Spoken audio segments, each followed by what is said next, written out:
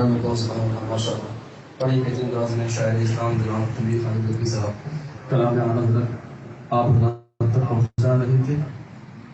فصل تصورات سجی تھی ابھی ابھی، نظروں میں مصطفیٰ کی گلی تھی ابھی ابھی. فصل تصورات سجی تھی ابھی ابھی، نظروں میں مصطفیٰ کی گلی تھی ابھی ابھی.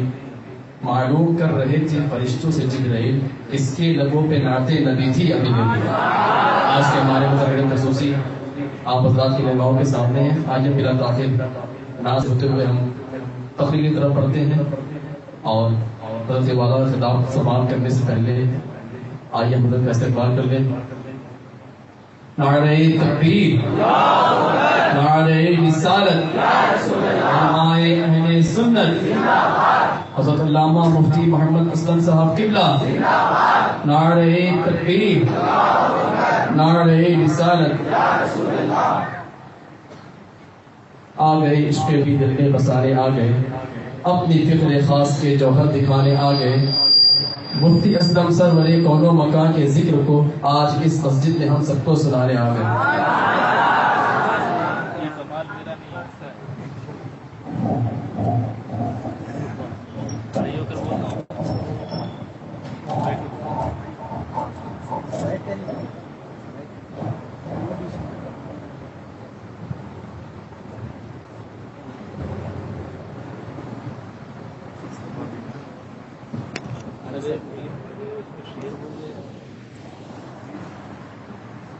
السلام علیکم ورحمۃ اللہ وبرکاتہ. آج بڑی خوشی ہو رہی ہے، اتنی جوان محفل میں نے کبھی نہیں دیکھی.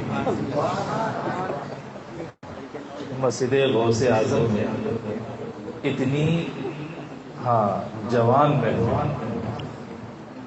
میرا خیال ہے اگر ان جیسے دو چار لوگ ہوں گے تو ہوں گے، ورنہ سب 10 سے 20 کے اندر ہیں. اس مائک میں کو تھوڑا کم کر دیں اور آواز اتنی کم کر دیں کہ سنائی نہ دے. یہ عمومی طور پہ بات دیکھی جاتی ہے. شعراء حضرات جب پڑھتے ہیں تو مائک بہت اچھا رہتا ہے، اور ہم جیسے جب کمزور آ جاتے ہیں تو یہ بھی بیچارہ ایک دم کمزور ہو جاتا ہے. یہ بات دیکھی گئی. تو بول یہ رہا تھا کہ ماشاءاللہ بڑی اچھی محفل ہے، اور جوانوں کا اس طرف مائل ہونا یہ اس سے اچھی بات ہے، اس سے زیادہ اچھی بات ہے. نعت خوانی اور نعت سننے کا شوق ہونا یہ نبی پاک صلی اللہ تعالی علیہ وسلم سے محبت کی نشانی ہے. اور جو نبی پاک صلی اللہ تعالی علیہ وسلم سے محبت کرے گا، ان کے احکام و فرامین پر عمل بھی کرے گا، اور زیادہ ادھر ادھر نہیں بھی دیکھے گا. سمجھ رہے ہیں آپ؟ یہاں ایک مرتبہ اگر میں ایسے ادھر دیکھ لوں، سب ادھر ہی دیکھ لیں. ارے ایک بات تو بالکل واضح ہے، جو آنے والے ہیں وہ تو یقیناً آئیں گے، اور آپ کے پیٹھ کے پیچھے نہیں بلکہ آنکھوں کے سامنے آئیں گے.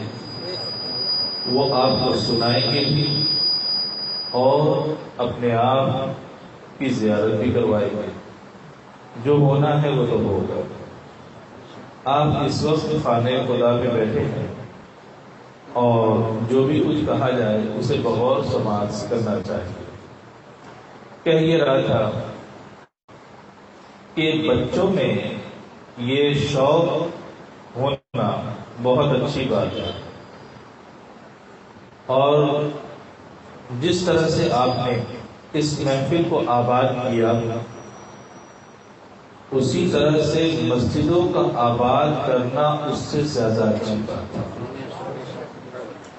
میں یہ اچھی طرح سے جانتا ہوں اور خوب اچھی طرح سے محسوس بھی کرتا ہوں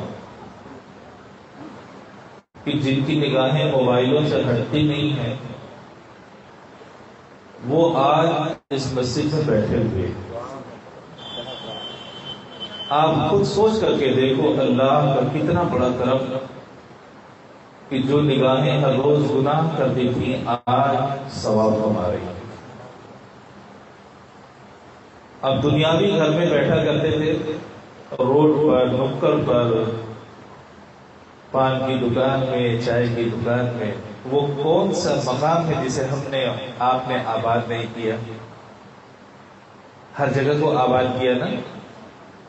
لیکن ان میں سے بعض مقامات ایسے ہیں جن کو آباد کرنا گناہ ہے، جن کو آباد کرنا گناہ ہے. روڈ پر کنارے بیٹھ کر کے گپ شپ کرنا، ہنسی مذاق کرنا، یہ گناہوں کا سبب ہے. اور مسجد اللہ کا گھر ہے، اس گھر کو آباد کرنا یہ عبادت ہے. وہ گمراہی ہے اور یہ عبادت ہے. اور کتنے مزے کی بات ہے، اللہ کا گھر ہے، اللہ کا بھی ذکر ہے، اور اللہ کے محبوب پیغمبر صلی اللہ تعالی علیہ وسلم کا بھی ذکر ہے. آج آپ کو دیکھ کر کے مجھے اپنا دور طالب علم یاد آ گیا. تھا سلام ہوتا ہے اور طلبہ ایسے ہی کتاب اٹھا کر کے حاضر ہوتے تھے. ایک سلام پڑھانے والا پڑھاتا تھا، باقی پڑھتے تھے. تو اسی طرح کے چہرے دکھائی دیتے تھے، اسی طرح کے چہرے دکھائی دیتے تھے. 12 سے 15 سال کے جو بچے ہوتے تھے، ثانیہ، ثالثہ، رابعہ وغیرہ میں، اور 20 سال کے بڑے درجے کے بچے ہوتے تھے، دورے وغیرہ کے، فضیلت کے ہوتے تھے، دورے کے ہوتے تھے، تحقیق کے ہوا کرتے تھے. یہ اس طرح کے بچے ہوا کرتے تھے. وہی بچے آگے چل کر کے علماء بنے، اکابر بنے. ہم کل آپ کی جگہ تھے، آنے والے کل میں آپ کو ہماری جگہ آنا ہے. اپنی ذمہ داریوں کو محسوس کیجیے گا، اپنی ذمہ داریوں کو محسوس کیجیے گا. میں نے کہا یہ بڑی جوان محفل ہے تو اس کی جوانی ضائع نہیں ہونی چاہیے. جو دنیا میں پڑ جائے اس کی جوانی ضائع ہو جاتی ہے. اور مومن اگر جوان ہو جائے تو کبھی بوڑھا نہیں ہوا کرتا. یہ بات اچھی طرح سے ذہن میں رکھنا کہ جس دل میں قرآن پاک سمجھ آئے وہ کبھی بوڑھا نہیں ہوتا، اور جس کی نگاہوں میں محبوب کے جلوے آ جائے وہ کبھی اندھا نہیں ہوتا، اور جس کی زبان سے کلام الہی نکلنے لگے وہ زبان کبھی گونگی نہیں ہوا کرتی. اور جس دل میں اللہ اور اس کے رسول کا خوف سمجھ آئے وہ دل کبھی مردہ نہیں ہوا کرتا. ضرورت اس بات کی ہے کہ اللہ نے آپ کو جب ایسی نعمت عطا فرمائی ہے تو اس نعمت کا صحیح استعمال کرے، اس نعمت کا صحیح استعمال کرے. مجھے امید ہے کہ آنے والے دنوں میں آپ اپنی اس قوت کو ضائع کرنے کے بجائے اسلام کی اشاعت میں لگائیں گے. اسلام کی اشاعت صرف یہ نہیں ہے کہ آپ کاروبار کریں، اسلام کی اشاعت صرف یہ نہیں ہے کہ آپ اپنی ذمہ داریوں کو انجام دیں. اسلام کی اشاعت یہ بھی ہے کہ آپ اسلام سے وابستہ رہیں، خود سیکھیں دوسروں کو سکھائیں، خود سیکھیں اور دوسروں کو سکھائیں. قرآن پاک کی جو سب سے پہلے آیت کریمہ نازل ہوئی، بتاؤ وہ کون سی تھی؟ وہ یہی تھی اقرأ بسم ربک الذی خلق. پیغمبر اسلام صلی اللہ تعالی علیہ وسلم پر یہ آیت کریمہ نازل ہوئی. حضرت جبرائیل علیہ السلام لے کر کے نازل ہوئے. غار حرا میں نبی پاک صلی اللہ تعالی علیہ وسلم موجود تھے. حضرت جبرائیل علیہ السلام نے ارشاد فرمایا اقرأ، پڑھیے. سرکار نے نہیں پڑھا. ارشاد فرمایا انا بقاری، میں نہیں پڑھوں. آپ کو دبوچا اور پوری طاقت لگائی حضرت جبرائیل نے. تو ادھر حضرت جبرائیل فرشتوں کے سردار تھے تو یہ بھی تو پوری کائنات کے سردار تھے. چنانچہ چھوڑ کر کے کہا اقرأ، پڑھیے. سرکار نے فرمایا ما انا بقاری، میں نہیں پڑھوں. تیسری مرتبہ بھی حضرت جبرائیل نے یہی کہا اقرأ، پڑھیے. کہا نہیں. حضرت جبرائیل علیہ السلام نے اس کے بعد کہا کہ اقرأ بسم ربک الذی خلق، اس رب کے نام سے پڑھیے جس نے آپ کو اور ساری کائنات کو پیدا کیا۔ یہ سبب تھا کہ ہمارا جینا مرنا اسی رب کے نام سے ہے جس رب نے کائنات کو پیدا کیا۔ ہمارے اوپر اور اس کائنات میں کلام اللہ جو نبی پاک صلی اللہ تعالی علیہ وسلم پر نازل کیا گیا، اس کی پہلی آیت کریمہ اقرا ہے، پڑھنا۔ تو بتاؤ پڑھنا ہمارا پیدائشی حق ہے کہ نہیں ہے؟ یہ ہمارا پیدائشی حق ہے۔ پڑھو، سمجھو، عمل کرو اور دوسروں کو بھی پڑھاؤ۔ کائنات کا سب سے افضل اور سب سے بہتر کس کو کہا گیا؟ کسی تاجر کو کہا گیا؟ کسی مالدار کو کہا گیا؟ دنیا کے کسی بڑے آدمی کو کہا گیا؟ نہیں۔ سرکار سے پوچھو تم میں کا بہتر کون ہے؟ سرکار ارشاد فرماتے ہیں خیرکم من تعلم القرآن، تم میں بہتر سب سے وہ ہے جو قرآن پاک پڑھتا ہو۔ وہ قرآن جو ہماری زندگی کی بنیاد ہے۔ آج کتنے ایسے لوگ ہیں جو عمر تو گزر جاتی ہے لیکن دیکھ کر کے بھی پڑھنا انہیں نہیں آتا ہے۔ تو بتاؤ پہلی آیت نے ہم کو یاد دلایا تھا کہ پڑھو، اسی کے لیے تم پیدا کیے گئے ہو۔ پڑھو اور تم پڑھنے ہی کے لیے پیدا کیے گئے ہو۔ تو بتاؤ آج وہ پڑھائی کہاں کی؟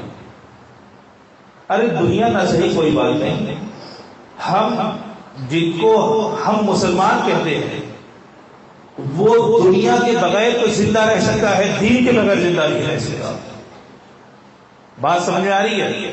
مسلمان دنیا کے بغیر تو زندہ رہ سکتا ہے۔ آج آپ کو ہمارے درمیان میں کتنے ہی ایسے لوگ ہوں گے جن کو انگریزی نہیں آتی ہے، زندہ ہے۔ کتنی ایسی زبانیں ہیں جو نہیں آتی، زندہ ہے کہ نہیں ہے؟ لیکن زندہ ہے تو کیوں ہے؟ کیونکہ اس نے اللہ کے گھر کو آباد کر رکھا ہے، رسول اللہ کے گھر کو آباد کر رکھا ہے۔ یہ رمق جب تک باقی رہے گی تم باقی رہو گے، اور یہ رمق جس دن مٹ جائے گی اس دن پھر کوئی گزارے حال نہ ہوگا۔ یاد رکھنا تم نوجوان ہو، اللہ تبارک و تعالی جب نعمتیں عطا فرماتا ہے تو اس کا حساب بھی لیا کرتا ہے، اور نوجوانی اللہ تبارک و تعالی نے جو عطا فرمائی ہے وہ زندگی کا سب سے انمول حصہ ہے۔ بچپنے میں وہ کام نہیں کیے جا سکتے جو جوانی میں کیے جاتے، اور بڑھاپے میں بھی وہ کام نہیں کیے جا سکتے جو جوانی میں کیے جا سکتے۔ جوانی ہی میں اللہ تبارک و تعالیٰ نے سب سے زیادہ ذمہ داریاں عطا فرمائی۔ بات لمبی ہوتی جا رہی ہے، میں نے تو ابھی تو خطبہ بھی نہیں پڑھا ہے۔ اچھا ٹھیک ہے، نحمده ونصلي ونسلم على حبيبه الكريم اما بعد ان الله وملائكته يصلون على النبي يا ايها الذين امنوا صلوا عليه وسلموا تسليما اللهم صل على سيدنا مولانا محمد وعلى ال سيدنا مولانا محمد وبارك وسلم صلوا عليه وسلم عليك يا رسول الله۔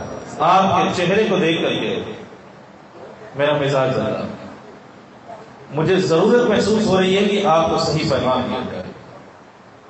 یہ کشادہ پیشانی، یہ آنکھوں کی چمک اور یہ جو جسم کی قوت ہے اللہ رب العزت نے اس لیے نہیں عطا فرمائی کہ اس کو دنیا داری میں برباد کیا جائے۔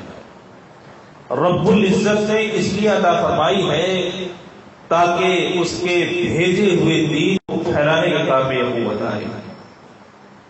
تم ہی تو تھے جو پہلے قرآن کریم پڑھتے تھے، اور اتنا پڑھتے تھے کہ پوری دنیا کہتی تھی کہ کائنات میں اگر سب سے زیادہ کوئی کتاب پڑھی جاتی ہے تو وہ قرآن پاک ہی ہے۔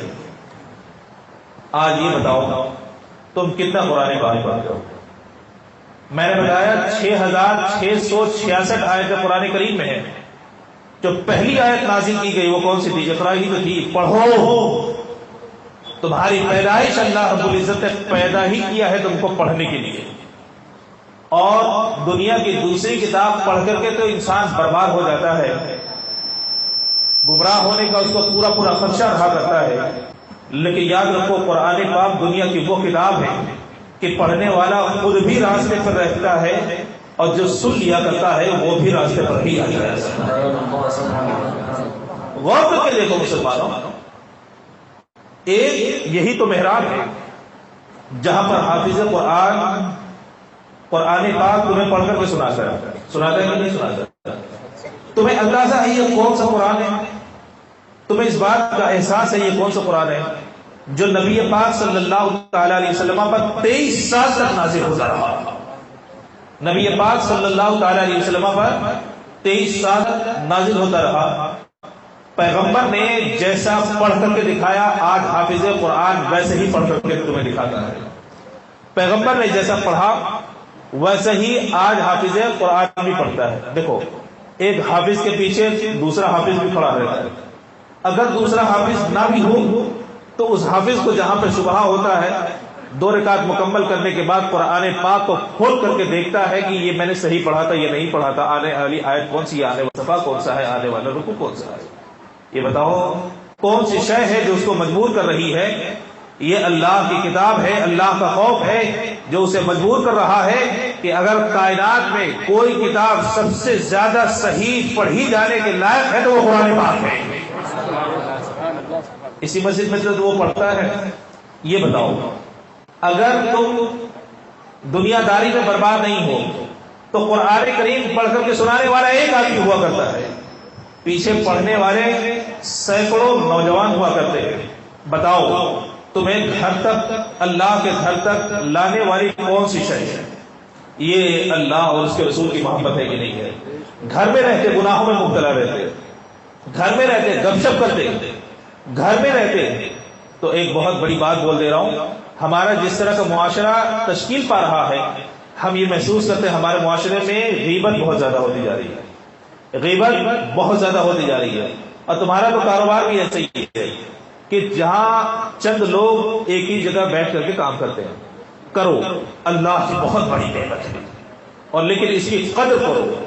جہاں اللہ اور اس کے رسول کی تعریف ہوتی ہے وہاں رحمت کے فرشتوں کا نزول ہوتا ہے، اور جہاں اللہ اور اس کے رسول کے احکام کی نافرمانی ہوتی ہے وہاں پر رحمتوں کا نزول نہیں ہوا کرتا بلکہ رحمتیں جو نازل ہو چکی ہوتی ہیں انہیں بھی اٹھا لیا جاتا ہے۔ آپ کا معاشرہ ایسا ایک جگہ آپ رہتے ہو، یہ اللہ کی بہت بڑی نعمت ہے۔ آج ماں اپنے اولاد کو دیکھنے کے لیے ترس جاتی ہے، آج ماں اپنی اولاد کو دیکھنے کے لیے ترس جاتی ہے۔ بیٹا امریکہ انگلینڈ امریکہ میں ہے اور زیارت کرنے کے لیے بیٹا بھی ماں کو ترس جاتا ہے۔ یہ اللہ کا کتنا بڑا کرم ہے کہ ایک ہی گھر میں تم رہتے ہو اور تمہاری ماں بھی وہاں رہتی ہے۔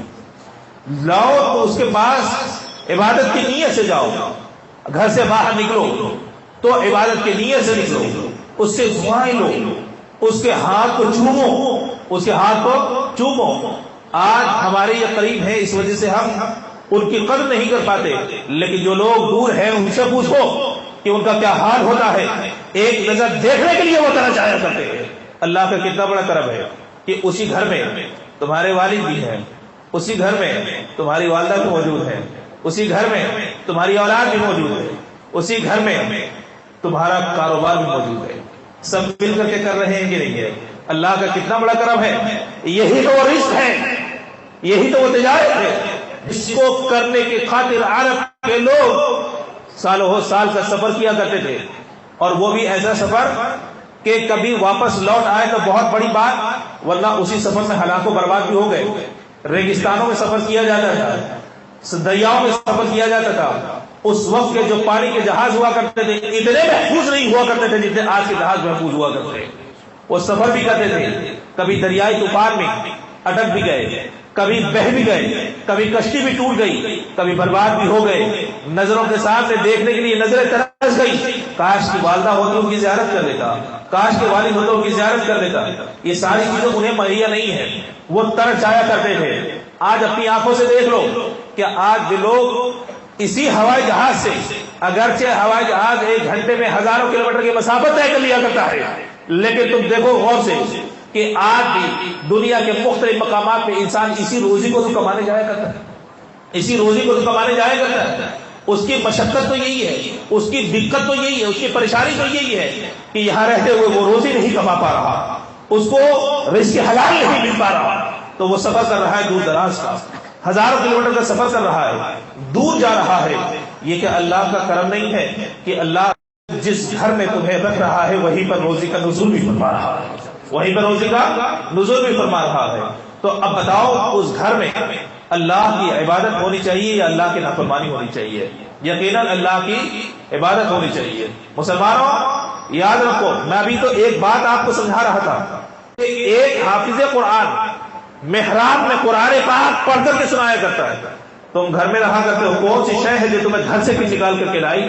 کہا گیا کہ وہ اللہ اور اس کے رسول کی محبت ہی تو ہے، وہ اللہ اور اس کے رسول کی محبت ہی تو ہے. تم روزہ رکھا کرتے ہو، کبھی تم نے اس بات کو سوچا کون سی طاقت ہے جو تمہیں مجبور کر رہی ہے؟ کیا ماں تمہیں مجبور کر سکتی ہے کہ تم روزہ رکھو؟ نہیں رکھو گے تو مار کھاؤ گے، اور مار کھانا اتنا مار کھاؤ گے کہ تمہیں رکھنا ہی پڑے گا. نہیں، ماں اتنا مجبور نہیں کر سکتی. جب بیٹا بڑا ہو جایا کرتا ہے تب ماں کی بھی قوت اس کے سامنے کم پڑ جایا کرتی ہے، باپ کی طاقت بھی اس کے سامنے کم پڑ جایا کرتی ہے، بھائی کی طاقت اس کے سامنے کمزور پڑ جایا کرتی ہے. اب کون سی شے ہے جو صبح سے شام تک تمہیں بھوکا رہنے کو مجبور کر رہی ہے؟ فرماتے ہیں کہ وہ اللہ اور اس کے رسول کی محبت ہے، وہ اللہ اور اس کے رسول کی محبت ہے. تمہیں اندازہ ہونا چاہیے کہ یہ اللہ اور اس کے رسول کے جو گھر ہیں وہ صرف عبادت کا ذریعہ ہی نہیں ہے بلکہ تمہیں گناہوں سے بچانے کا بھی ذریعہ ہے. گھر میں رہا کرتے، غیروں کے مقامات پہ رہا کرتے تو نہ جانے کتنے موبائل میں تم وہ فحش کے مناظر دیکھا کرتے جو گناہوں کا سبب تھے، جو تمہاری گمراہی کا سبب بنا کرتے ہیں. یاد رکھو، آج بات یہ کی جاتی ہے ہمارا دل نہیں لگ رہا. بھائی تم نے دل لگایا کہاں؟ جس جگہ پہ دل لگانا چاہیے تھا کیا وہاں پہ لگایا؟ آج یہ مجمع دیکھ کر کے واقعی مجھے خوشی ہوئی کہ تمہارا دل جو لگ رہا ہے وہ اللہ اور اس کے رسول ہی کا کلام سننے کے لیے لگ رہا ہے. یہ بہت اچھی بات ہے.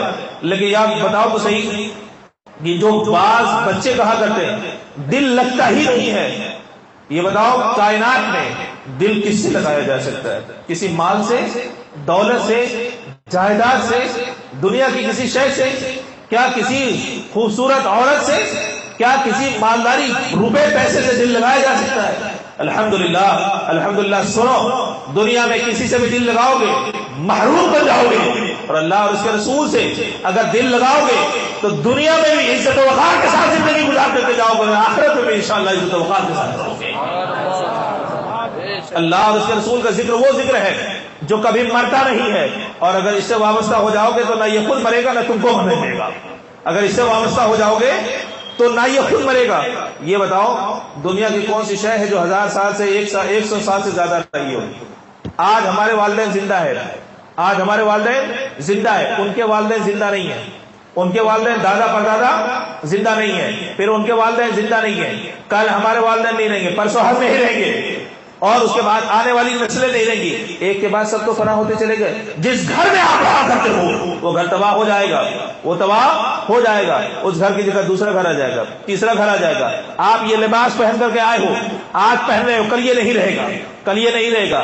آپ یاد رکھو دنیا کی کوئی شے باقی نہیں رہ سکتی ہے، باقی نہیں رہ سکتی. آج آپ اپنے 2 پاؤں پر چل کر کے آئے ہو، کل اٹھا کر کے لایا جائے گا کہ نہیں لایا جائے گا؟ آج آپ اپنے 2 پاؤں پہ چل کر کے آئے ہو، یہ بتاؤ کل تمہیں اٹھا کر کے لایا جائے گا کہ نہیں لیا جائے گا؟ ہاں یقیناً لایا جائے گا، اور ایسے لایا جائے گا کہ نہلا کر کے لایا جائے گا، دھلا کر کے لایا جائے گا. اب وہاں سے تمہارے پسند کا معاملہ ختم ہو جائے گا، وہاں سے تمہاری پسند کا معاملہ ختم ہو جائے گا. آج تمہاری پسند ہے، جوتا تمہاری پسند کا ہے، لباس تمہارے پسند کا ہے، کپڑے تم نے جیسے چاہے ویسے سلوائے، ٹوپی جیسے تم نے چاہی ویسے پہنی، چشمہ جیسے چاہا ویسے تم نے لگایا، جو چاہا تم نے حسن کو اختیار کیا. کیوں؟ ابھی تمہارا اختیار چل رہا ہے. لیکن یاد رکھو مرنے کے بعد آنکھیں جب بند ہو جائیں گی تو بتاؤ تم اپنی پسند کا کچھ بھی پہن پاؤ گے؟ نہ جوتا رہے گا، نہ ٹوپی رہے گی، نہ لباس رہے گا، کچھ بھی تمہارا نہیں رہے گا. اب جو کچھ رہے گا وہ اللہ رسول کے احکامات رہیں گے، اللہ اور اس کے رسول کے احکامات رہیں گے. کوئی بھی شے باقی تو نہیں رہے گی. آج تم ہو کل تو نسلیں رہیں گی، پرسوں ان کی نسلیں رہیں گی. پہلے تمہارے باپ دادا تھے، ان سے پہلے پردادا تھے، ان سے پہلے لکڑدادا تھے، کوئی بھی شے باقی رہی نہ رہی. یہ شہر باقی رہے گا. آج سے یہی وہ دہلی ہے کہ اگر دیکھا جائے تو 25 سال سے پہلے کی اگر بات کی جائے تو یہاں پہ لوگ آنے سے گھبرایا کرتے تھے، یہاں پہ لوگ آنے سے گھبرایا کرتے تھے. یہاں کا علاقہ ایسے تھا کہ لوگ جلدی باہر سے آیا نہیں کرتے تھے. لیکن آج دیکھو تم نے کتنا آباد کر دیا کہ آج رونق ہی رونق آیا کرتی ہے. لیکن بتاؤ تو صحیح کل بھی ایسی ہی آباد رہے گا؟ کل بھی ایسی ہی آباد رہے گا؟ یقیناً نہیں رہے گا. اللہ اور اس کے رسول جب تک چاہیں گے تب تک آباد رہے گا، اور جب اللہ اور اس کے رسول نہیں چاہیں گے تو وہ آباد نہیں رہے گا۔ مسلمان غور کر کے دیکھو کہ کائنات کی ہر شے ہے جو ایک وقت پہ پیدا ہوا کرتی ہے، بعد میں وہ ختم ہو جایا کرتی ہے۔ ایک بچہ ہے جو اپنے پاؤں پہ چل نہیں پاتا، ایک جوان ہے جو اپنے پاؤں پہ چلا کرتا ہے، ایک بوڑھا ہے جو سہارا لے کر کے چلا کرتا ہے، پھر اس کے بعد زندگی ختم ہو جایا کرتی ہے۔ کوئی شے دنیا میں باقی نہیں رہی۔ لیکن یہ بتاؤ کیا قرآن باقی نہیں رہا؟ سوچ کر کے بتاؤ، تمہارے ہاتھ میں کھیلنے والا موبائل چند سالوں میں اس سے باقی نہیں رہا کرتا۔ تمہارے ہاتھ میں موبائل میں ڈاؤن لوڈ کیے ہوئے تمہارے خود کے سافٹ ویئر چند دنوں کے بعد مٹ جایا کرتے ہیں، مٹ جایا کرتے کہ نہیں؟ کوئی بھی شے ایسی دکھا دو جو باقی رہتی ہے، اگر تم نے اس سے دل لگایا تو یاد رکھو وہ بھی مٹ جائے گا، تمہاری یادیں بھی مٹ جائیں گی، وہ بھی مٹ جائے گا اور تمہاری یادیں بھی مٹ جائیں گی۔ لیکن قرآن کیا ہوگا؟ اللہ کے اس کلام پر جو 1400 سال پہلے جیسے نازل ہوا تھا اس وقت بھی ویسے ہی پڑھا جاتا تھا، 1400 سال تک وہی پڑھا جاتا ہے اور صبح قیامت تک وہی پڑھا جائے گا۔ رب کی ذات وہ ہے جو کل بھی زندہ تھی، آج بھی زندہ ہے، ہمیشہ سے ہے، ہمیشہ زندہ رہے گی۔ نبی پاک صلی اللہ تعالی علیہ وسلم پر موت آنی تھی، لیکن اب پیغمبر قبر میں جو ہے وہ زندہ ہے۔ اسی وجہ سے اعلیٰ حضرت نے فرمایا تو زندہ ہے واللہ، تو زندہ ہے واللہ، میرے چشم عالم سے چھپ جانے والے مسلمانوں یاد رکھو ایسی ہے کہ یہ کبھی فنا نہیں ہوئی ہے، ہر شے ختم ہو گئی، ہر شے ختم ہو گئی، لیکن یہ دو چیزیں فنا نہیں ہوئی۔ اور جن لوگوں نے ان سے دل لگایا وہ بھی فنا نہیں ہوئے۔ ابو بکر قرآن کریم پڑھا کرتے تھے، آج بھی ان کا ذکر کیا جاتا ہے۔ حضرت عمر قرآن کریم پڑھا کرتے تھے، آج بھی ان کا ذکر کیا جاتا ہے۔ حضرت عثمان غنی قرآن کریم پڑھا کرتے تھے اور ایسے پڑھا کرتے تھے کہ کہا جاتا ہے جامع القرآن۔ آپ کو جامع القرآن اس لیے کہا گیا، صحابہ کرام میں جو حافظ قرآن تھے وہ حضرت عثمان رضی اللہ تعالیٰ عنہ اسی میں انہی میں شمار ہوا کرتا ہے۔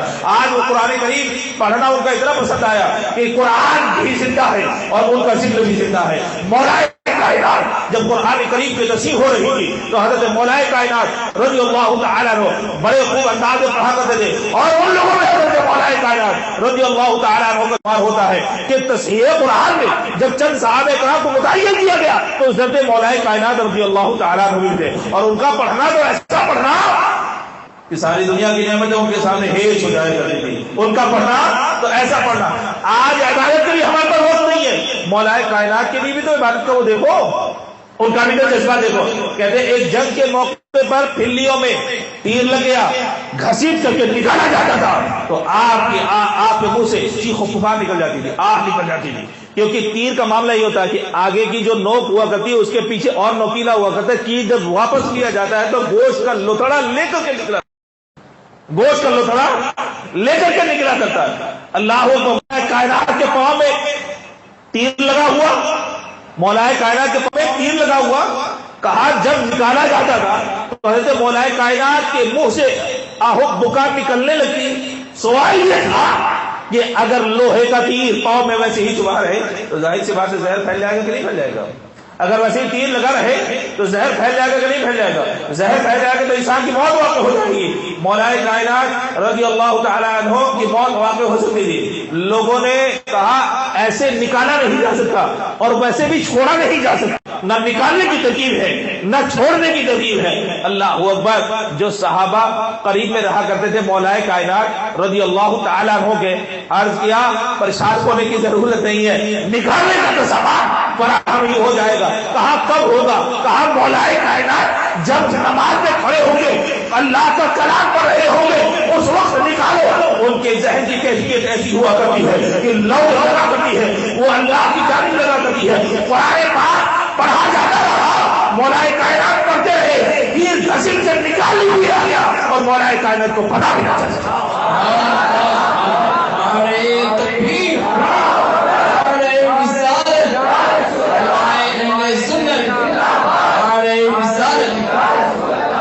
دل لگاؤ تو ایسی ذات سے لگاؤ، ایسے کلام سے لگاؤ جو فنا نہ ہونے پائے۔ دل لگاؤ تو رسول اللہ سے لگاؤ، رسول اللہ صلی اللہ تعالی علیہ وسلم سے لگاؤ۔ بتاؤ، میں نے آپ کو بہت آسانی کے ساتھ سمجھایا، 1400 سال پہلے بھی وہی قرآن پڑھا جاتا تھا۔ اللہ اور اس کا کلام، رسول اللہ اور ان کی احادیث مبارکات، یہی تو ہیں جو جنہوں نے ہمیں زندہ رکھا ہوا ہے۔ اگر ہماری زندگی سے ان چیزوں کو نکال دو تو بچا کیا؟ اگر ہماری زندگی میں انسان کے جسم سے ہڈیاں نکال دی جائیں تو بتاؤ اس کے گوشت کا کیا حال ہوگا؟ وہ تو خیمے سے بھی بدتر ہو جائے گا، وہ تو قیمے سے بھی بدتر ہو جائے گا کہ نہیں ہو جائے گا؟ ایک گوشت کا لوتھڑا کچھ نہیں کر سکتا، ایک گوشت کا جو لوتھڑا ہے وہ کچھ بھی نہیں کر سکتا۔ بتاؤ کہ اگر ہڈی کو نکال دیا جائے تو گوشت کے لوتھڑے کی کوئی حیثیت رہے گی؟ ناک اپنی جگہ کھڑی نہیں ہو پائے گی، کان اپنی جگہ سلامت نہ رہ پائے گا۔ یہ جو اللہ نے حسین چہرے عطا فرمائے ہیں وہ حسین چہرے اپنی جگہ پہ سلامت نہیں رہ پائیں گے۔ آپ نے دیکھا ہوگا کہ انسان کے جسم پر جب گوشت کم ہو جاتا ہے تو دیکھو بتاؤ اس کی حالت کیسی ہو جاتی ہے۔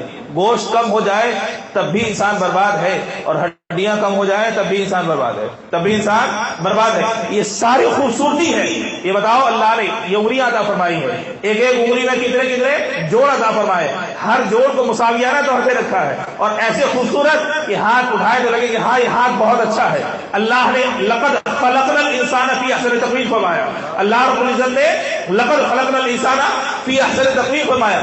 تمہیں اللہ نے اپنی قدرت کا عظیم شاہکار بنا کر پیدا کیا ہے۔ اللہ تبارک و تعالیٰ کی اس نعمت کا شکر ادا کرتے رہو، اللہ تبارک و تعالیٰ کی اس نعمت کا شکر ادا کرتے رہو۔ اب بتاؤ بغیر ہڈی کے تمہارا جسم سلامت رہ سکتا ہے؟ نہیں رہ سکتا۔ تو اچھی طرح سے کان کھول کر سن لو کہ اس دنیا میں مسلمان بغیر پیسے کے تو زندہ رہ سکتا ہے لیکن بغیر ایمان کے زندہ نہیں رہ سکتا، بغیر ایمان کے زندہ نہیں رہ سکتا۔ اور ایمان میں رمق پیدا کرنے والی چیزیں کیا ہیں؟ کہتے ہیں وہ اللہ ہے، اللہ کا کلام ہے، رسول اللہ ہے، رسول اللہ کی احادیث مبارکہ ہے، وہ رسول اللہ ہے اور رسول اللہ صلی اللہ تعالی علیہ وسلم کی احادیث مبارکہ ہے۔ آپ کو اندازہ ہے نبی پاک صلی اللہ تعالی علیہ وسلم کیسے کیسی خوبیوں کے مالک، لفظ کیسا بولنا بہت مشکل ہے، اللہ نے ایسی خوبیوں کا مالک بنایا، ایسی خوبیوں کا مالک بنایا کہ ویسی خوبیاں اللہ نے دوسرے میں پیدا ہی نہیں فرمائی، ویسی خوبیاں نے دوسرے میں پیدا ہی نہیں فرمائی۔ بتانے کا مطلب یہ ہے دنیا داری میں دل نہ لگانا، دنیا داری میں دل نہ لگانا، دل لگانا تو ایمانداری میں لگانا۔ دنیا تمہاری سکھاتی ہے، پہلے انسان کبھی کبھی جھوٹ بولتا تھا، اب انسان کبھی کبھی سچ بولتا ہے، اب انسان کبھی کبھی سچ بولتا ہے۔ تم سچ بولنے کے لیے پیدا کیے گئے، تم اللہ کا کلام پڑھنے کے لیے پیدا کیے گئے، تم دنیا کو صحیح راستہ دکھانے کے لیے پیدا کیے گئے ہو۔ تمہارا عمل اگر صحیح رہا تو جو بولو گے دنیا تمہاری بات کو سنے گی، اور اگر تمہارا عمل صحیح نہ رہا تو کچھ بھی بولو گے، چاہے وہ دین کی بات ہو یا دنیا کی بات ہو، دنیا تمہاری آواز پر کان نہیں دھرے گی۔ آج ضرورت ہے اسی بات کی کہ جس زبان پر فواحشات ہوا کرتے ہیں، گانے ہوا کرتے ہیں، اس زبان پر اللہ کا کلام ہونا چاہیے، اس زبان پر رسول اللہ صلی اللہ تعالی علیہ وسلم کی احادیث مبارکہ ہونی چاہیے، اس زبان پر نبی پاک صلی اللہ تعالی علیہ وسلم کی نعتیں مبارکہ ہونی چاہیے۔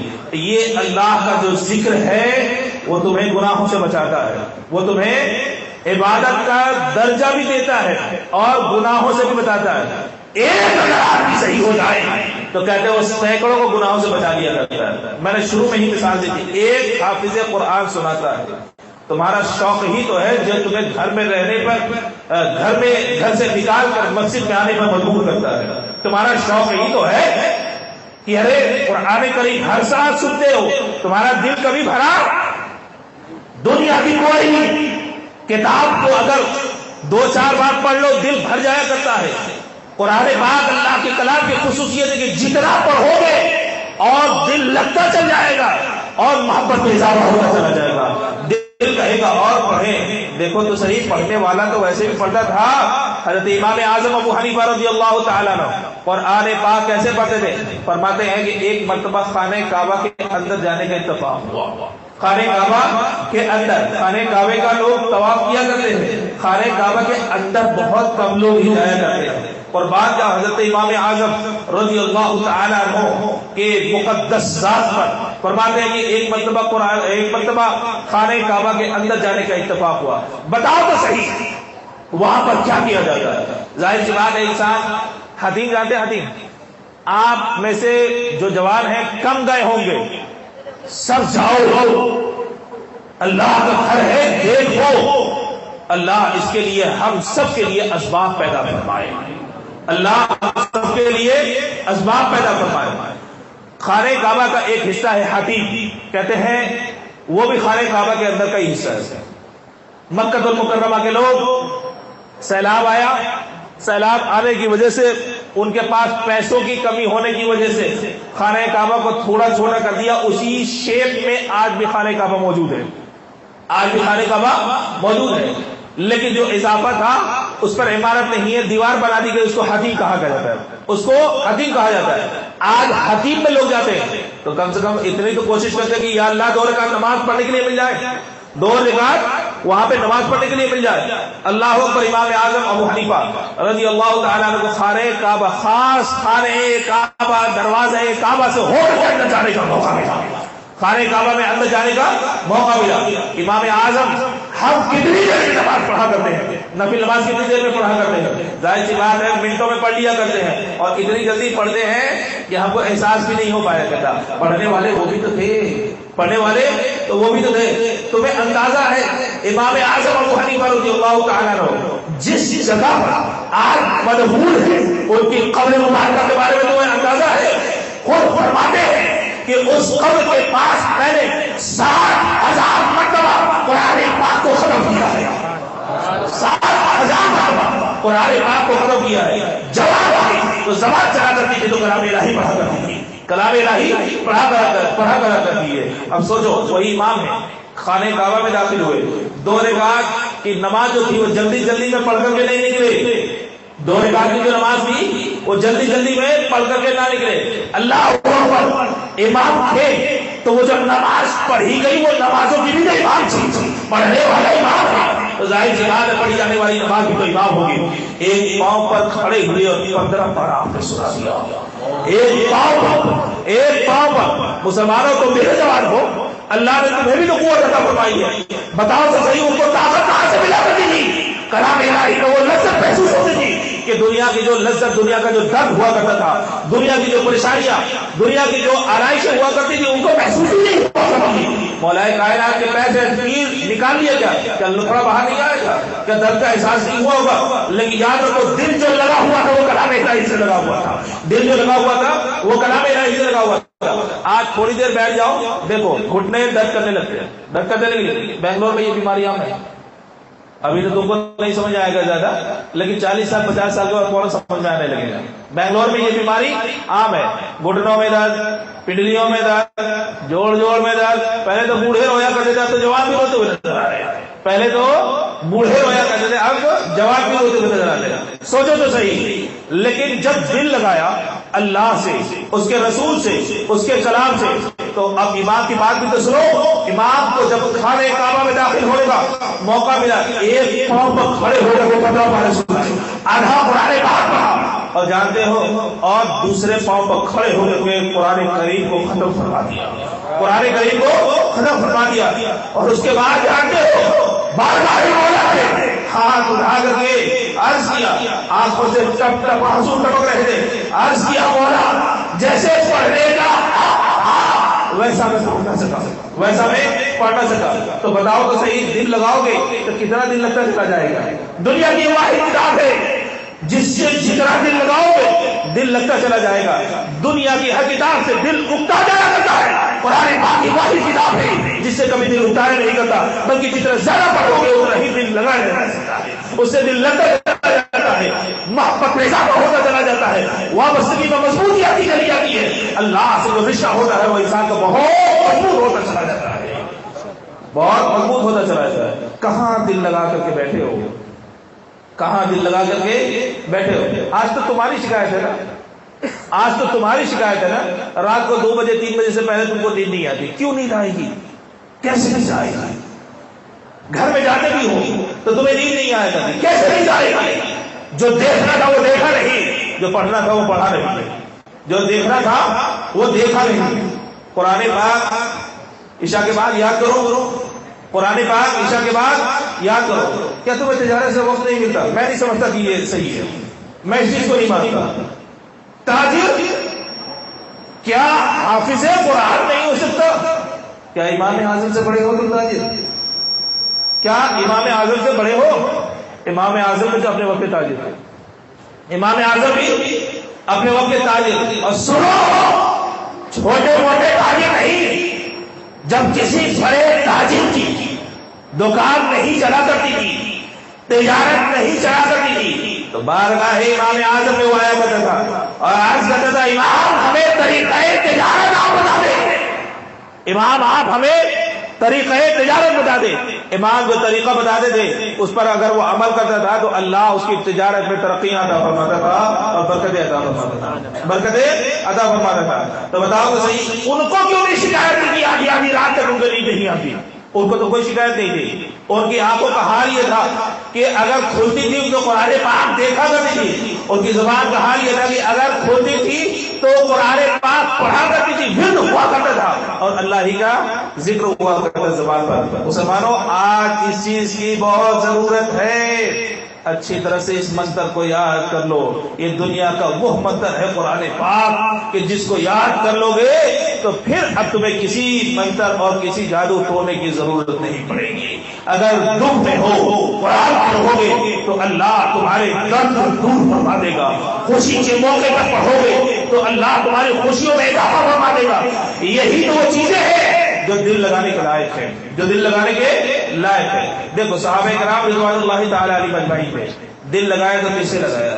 کیا ان کے زمانے میں بڑے بڑے مالدار نہیں تھے؟ ارے اس زمانے میں بھی یہودی اتنے بڑے بڑے مالدار تھے، اتنے بڑے بڑے مالدار تھے کہ مدینہ پاک کے کئی کئی محلوں کو خریدنے کی قوت رکھا کرتے تھے. مدینہ پاک کے کئی کئی محلے بول رہا ہوں، گھر نہیں بول رہا ہوں. آج ایک انسان کو ایک گھر خریدنا مشکل ہوتا ہے، آج ایک انسان کو ایک گھر خریدنا مشکل ہوتا ہے، لیکن وہ گھر خریدنے پر قدرت نہیں، محلے کے محلے خریدنے کی قدرت ہوتے ہیں، محلے کے محلے خریدنے کی قدرت رکھا کرتے ہیں. لیکن یہ بتاؤ صحابہ کی نظریں اٹھی تو کس کی جانب اٹھی؟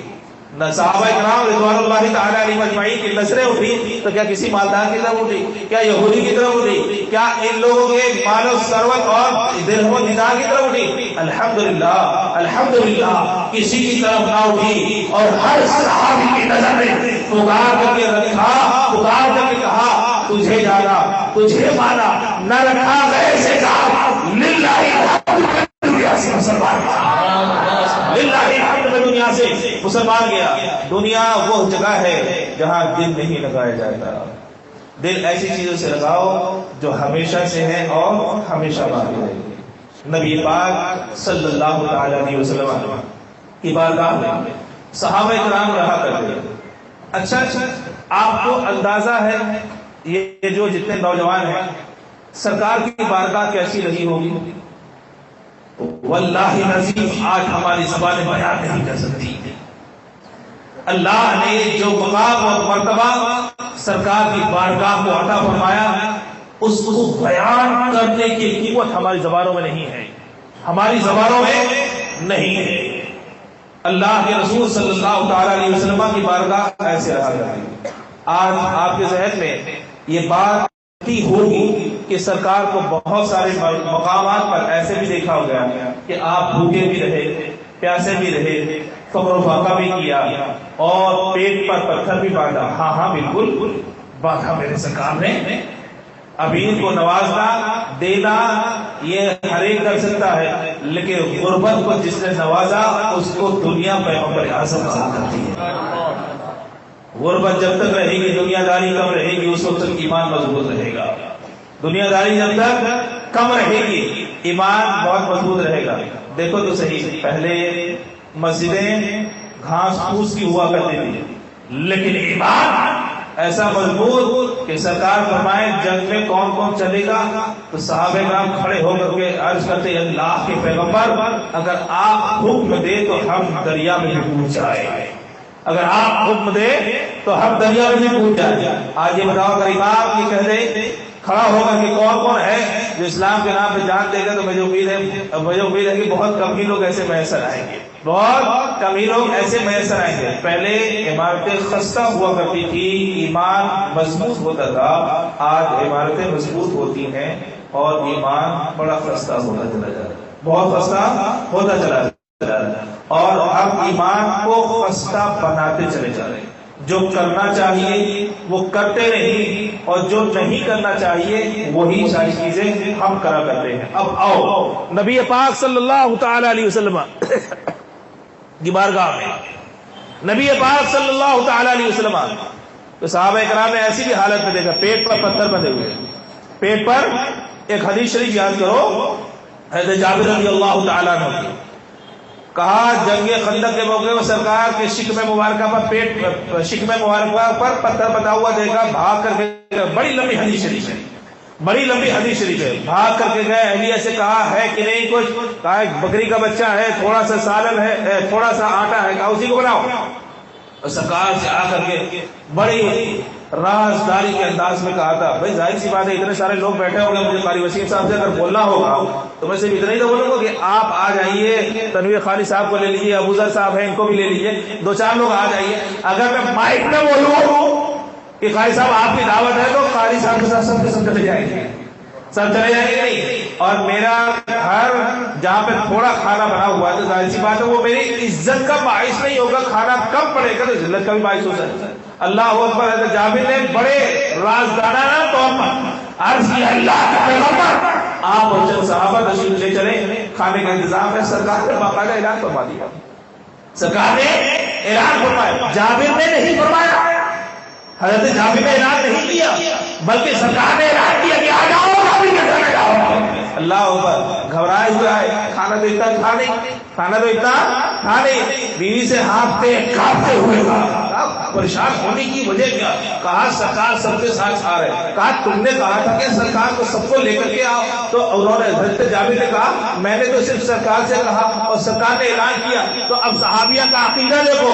فرماتی ہے ہم نے سرکار کو کہا ہے سرکار کا انتظام ہم کر لیں گے اور سرکار نے اپنے صحابہ سے کہا ہے تو ان کا انتظام سرکار کو کرا دیں گے.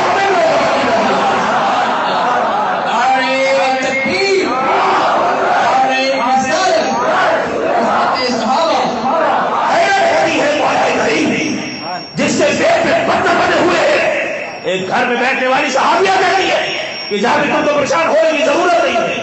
اور جن کے پیٹ میں پتھر بندھے ہوئے ان کے پتھر کو نہیں دیکھا گیا بلکہ اس ذات کو دیکھا گیا جس کے پیٹ میں پتھر بندھا ہوا تھا. جس کے پیٹ میں پتھر بندھا ہوا تھا. یہ کہا کہ جن کو سرکار نے کہا ان کو انتظام کر رہا ہے. کیا مطلب؟ دینے والے وہی ہے مالک جنت وہی ہے. مالک جنت وہی ہے. کھڑے ہو جائیں استقبال کر لیں.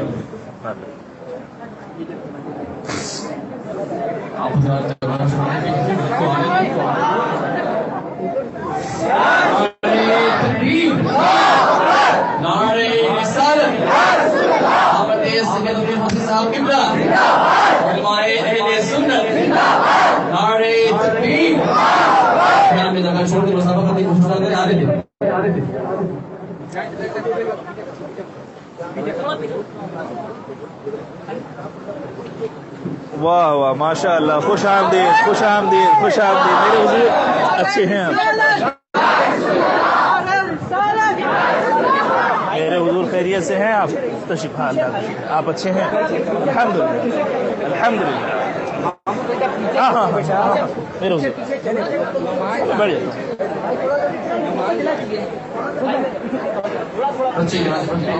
اور مزاشف اچھے ہیں طبیعت وغیرہ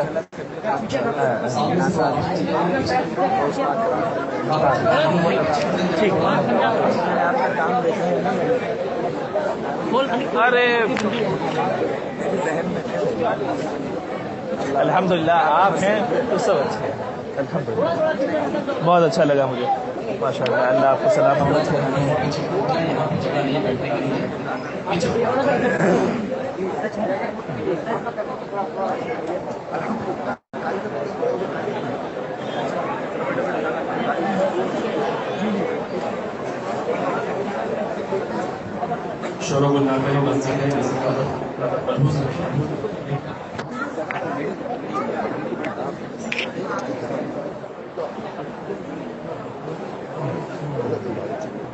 اب کہاں چل دیا؟ ابھی تو اصل ہوا.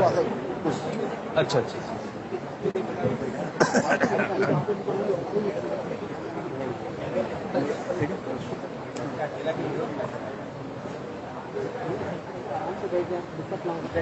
میں نے حضرت یہ عرض کیا تھا، اتنی جوان محفل میں نے کبھی نہیں دیکھی تھی جتنی آج دیکھ رہا ہوں۔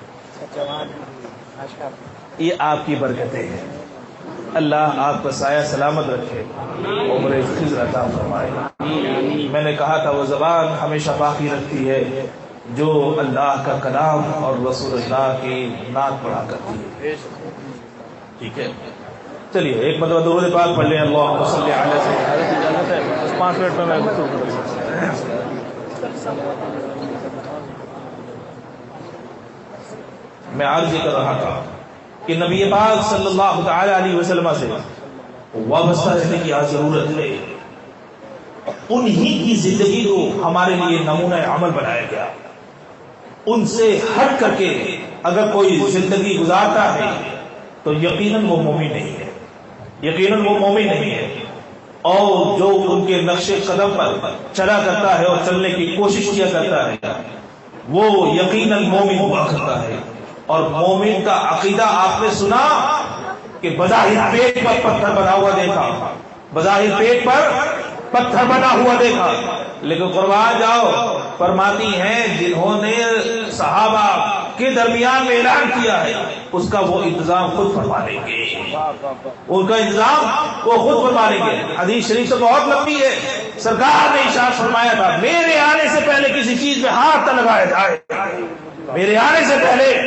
اور سرکار نے یہ بھی فرمایا جاوید جا کر کے محلے میں اعلان کر دینا جو عورتیں وہاں پر موجود ہیں وہ تمہارے گھر میں آ جائے۔ عرض کہ اللہ کے پیغمبر وہ کیوں؟ کہا جب تک میرا لعاب دہن آٹے میں نہیں ملا تب تک تو تمہاری اہلیہ اکیلے بنا سکتی تھی، لیکن جب اب مل چکا ہے تو اب تمہاری اکیلے اہلیہ کے بس کے بات نہ رہی، بس کے بات نہ رہی۔ چلو وہ حدیث شریف کھاتے گئے صحابہ، سب نے کھایا، کھانا بچا رہا، 3 دن تک کھاتے رہے۔ سرکار نے جاتے وقت جابر سے ارشاد فرمایا تھا جابر کھاتے رہنا لیکن اٹھا کر کے دیکھنا نہیں، لیکن اٹھا کر کے دیکھنا نہیں۔ ایک دن گزرا، دوسرا دن گزرا، تیسرا دن گزرا، حضرت جابر رضی اللہ تعالیٰ عنہ کہتے ہیں دل میں یہ بات بار بار آیا کرتی، دل میں بات یہ بار بار آیا کرتی کہ یا اللہ ابھی ہے کتنا جو ختم ہونے کا نام نہیں لے رہا، جو ختم ہونے کا نام نہیں لے رہا۔ اللہ اکبر۔ ایک دن دل میں بات آئی اور ڈھکن اٹھا کر کے دیکھ لیا اور آنکھیں پھٹی کی پھٹی رہ گئی، جتنا پہلے دن موجود تھا آج بھی اتنا ہی موجود ہے، آج بھی اتنا ہی موجود ہے۔ لیکن اب ہوا یہ کہ جب ڈھکن ہٹ گیا تو کھانا ختم ہونا شروع ہوا، شام تک ختم ہو گیا۔ حضرت جاوید بھاگتے بھاگتے حضرت نبی پاک صلی اللہ تعالی علیہ وسلم کی بارگاہ میں آئے، عرض کیا اللہ کے پیغمبر، اللہ کے پیغمبر کھانا ختم ہو گیا۔ سرکار مسکرائے، ارشاد فرمایا کہ جابر تم نے ہمارے ایک وقت کے کھانے کا انتظام کیا تھا، اگر ڈھکن کھول کر کے دیکھا نہ ہوتا تو تمہاری نسل قیامت تک کھاتی اور یہ کھانا کبھی ختم نہ ہوگا۔ تمہیں اندازہ ہے تم کیسے پیغمبر کے ماننے والے ہو، تمہیں اندازہ ہے کہ تمہارا پیغمبر اللہ نے کیسا خود مختار بنایا، ایسا بنایا جو بظاہر ایسا تو دکھتا ہے کہ فاقے گزرتے ہیں اور کھاتے نہیں ہیں، لیکن یاد رکھو اسی کے طفیل ساری دنیا کھا رہی ہے، اسی کے طفیل ساری دنیا کھا رہی ہے۔ حضرت ابو ہریرہ رضی اللہ تعالیٰ عنہ آئے، عرض کہ اللہ کے پیغمبر کھانے کا باقاعدہ انتظام نہیں ہے، بارگاہ نبوت میں چند کھجوریں رکھی ہوئی تھی، اٹھایا تھیلی میں ڈالا، کہا ابو ہریرہ کھاتے رہنا، ابو ہریرہ کھاتے رہنا۔ اللہ اکبر۔ ابو ہریرہ رضی اللہ تعالیٰ عنہ کہتے ہیں ساری زندگی کھاتا رہا اور کھجوریں ختم نہ ہوئی، ساری دنیا کھجوروں کو دیکھ رہی تھی، لیکن مسلمانوں صحابہ کی نگاہیں ان ہاتھوں کو دیکھ رہی تھی، اس دستے اقدس کو دیکھ رہی تھی جس دستے اقدس نے ان کھجوروں کو اٹھا کر کے تھیلی میں ڈال کر کے تمہیں اندازہ نہیں مسلمانوں کہ ہم کیسے پیغمبر کو ماننے والے ہیں۔ میں نے کہا دنیا میں 2 ہی ذات ایسی ہیں جن سے دل لگایا جاتا ہے، ایک اللہ اور دوسرے رسول اللہ۔ ایک اللہ کی ذات ہمیشہ سے ہے، ہمیشہ رہے گی۔ رسول اللہ صلی اللہ تعالی علیہ وسلم کو اللہ رب العزت نے اپنا محبوب فرمایا تو اللہ کا ذکر جب تک رہے گا رسول اللہ کا بھی ذکر رہے گا، اور جب تک ان دو ذکروں سے تم وابستہ رہو گے تم بھی رہو گے، ان دو ذکروں سے جب تک تم بھی وابستہ رہو گے تو تم بھی زندہ رہو گے۔ ظاہری تمہارا جسم موجود نہ ہوگا لیکن تمہاری یادیں کل بھی منائی جاتی تھی اور صبح قیامت تک منائی جائے گی، تمہاری یادیں صبح قیامت تک منائی جائیں گی۔ آج ضرورت یہ ہے کہ نوجوانوں کو میں نے کھلا ہوا پیغام دیا کہ آنکھوں کو برباد نہ کرو، آنکھوں کو برباد نہ کرو، کان کو برباد نہ کرو، زبان کو برباد نہ کرو۔ واللہ العظیم، اللہ نے آنکھیں جو عطا فرمائی ہے وہ اپنی نعمتوں کو دیکھنے کے لیے عطا فرمائی ہے۔ قرآن کریم جو کار اللہ رب العزت نے عطا فرمایا ہے دنیا کی فواحشات کو سننے کے لیے نہیں بلکہ اپنا اور اپنے محبوب کے کلام کو سننے کے لیے پیدا فرمایا ہے۔ زبان جو عطا فرمائی ہے دنیا کے فواحشات کو گانے کے لیے نہیں بلکہ اللہ نے اپنے کلام اور اپنے محبوب کے کلام کو پڑھنے کے لیے پیدا فرمائی ہے۔ مسلمانوں یہ تمام چیزیں اللہ نے ایک مقصد کی خاطر پیدا فرمایا ہے، اور وہ مقصد یہی ہے کہ اللہ اور اس کے رسول سے دل لگایا جائے۔ اللہ رب العزت کی بارگاہ میں دعا ہے کہ مولا رب العزت ہم سب کو اپنے احکام پر عمل کرنے کی توفیق عطا فرمائے، ہمارے نوجوانوں کی حفاظت فرمائے، گناہوں سے بچنے کی توفیق